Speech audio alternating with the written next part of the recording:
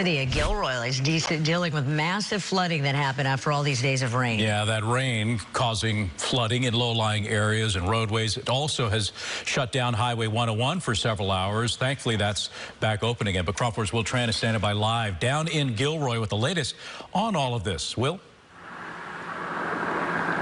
Well, here's the good news. 101 is reopened in both directions in time for the morning commute.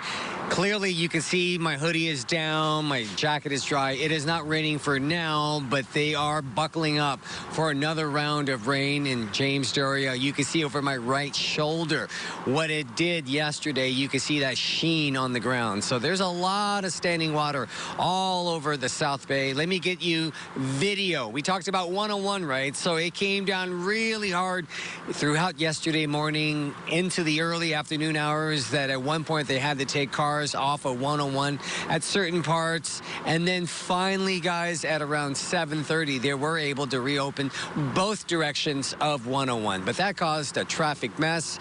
That area where the world-famous GIlroy Garlic Festival, the Christmas Hill Park, well, that is surrounded by Uvis Creek, which is usually very dry. But because of all that rainfall, it overflowed, and the Christmas Hill Park saw flooding as well. There are many other areas throughout GIlroy that were flooded or under the threat of flood. That's why I'm telling you this morning there are some parts that are under evacuation warnings, and then there are two locations in the South Bay, one in San Martin and one in San Jose on standby, just in case those people, all of a sudden, their area cannot handle the water and they will have to be evacuated.